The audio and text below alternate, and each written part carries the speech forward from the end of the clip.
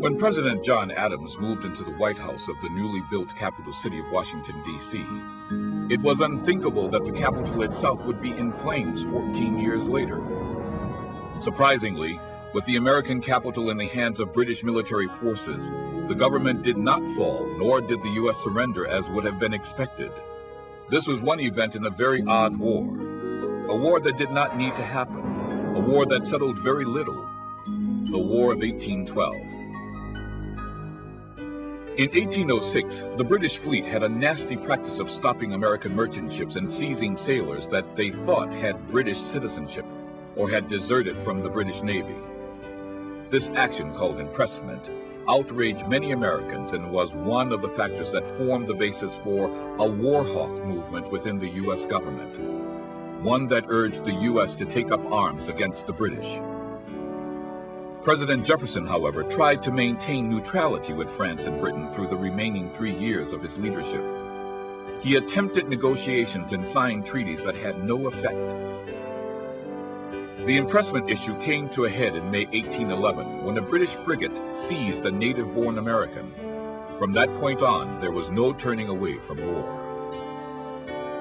In early June of 1812, buoyed by the war hawks in Congress, James Madison asked Congress for war appropriations. In the United States, the War of 1812, called Mr. Madison's War by New England Federalists, was unpopular with all parts of the nation. Oddly, at the time that war was declared, New England shippers had received a concession from Britain to stop the practice of impressment. There was no reason for a war, but the rhetoric of the war hawks prevailed. Playing on the dream of adding the rich lands of Canada to the United States, they convinced the nation that the war could be won with little effort and a minimum of sacrifice. Henry Clay, representative from Kentucky, announced, "The militia of Kentucky alone are competent to place Montreal and Upper Canada at your feet." Congress believed him. On June 19, 1812, Madison declared, "We are at war with Great Britain." The war itself was fought in two theaters: the Western Campaign along the Canadian border and the constant sea battles and blockades up and down the Atlantic coast. In the beginning, the war went badly for the Americans. The American army was repulsed from Canada by British forces around the Great Lakes. The war's main consequence was to produce new American heroes.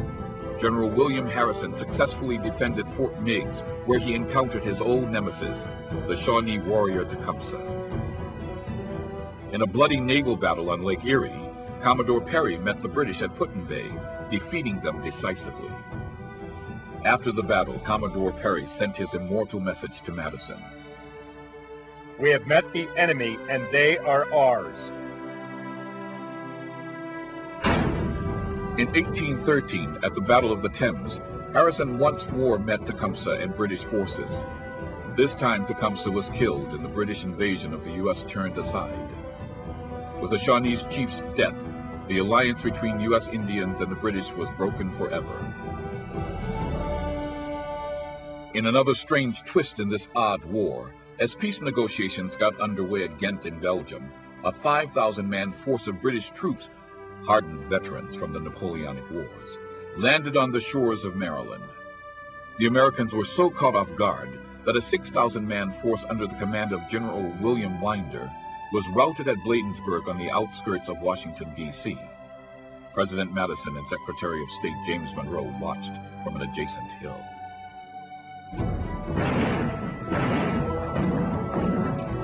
During the Battle of Bladensburg, Dolly Madison made her mark in history as the heroine of Washington. Now, with the British at the gates of the city, the president's wife organized the safekeeping of hundreds of thousands of official documents important to a young nation. Dolly Madison wrote to a friend, "I have pressed as many cabinet papers into trunks as to fill one carriage. Our private property must be sacrificed, as it is impossible to procure wagons for its transportation." The capital fell. The city was in flames. But the Americans did not surrender, and just 3 days later, Madison and his entourage returned to the smoldering ruins. In restoring the luster of the presidential mansion in white paint, the dwelling received its name for posterity, the White House. The actual military importance of the burning of Washington was negligible, yet its impact on the American character was deep and lasting. Never before had Americans been so humiliated by the news of the debacle at Washington.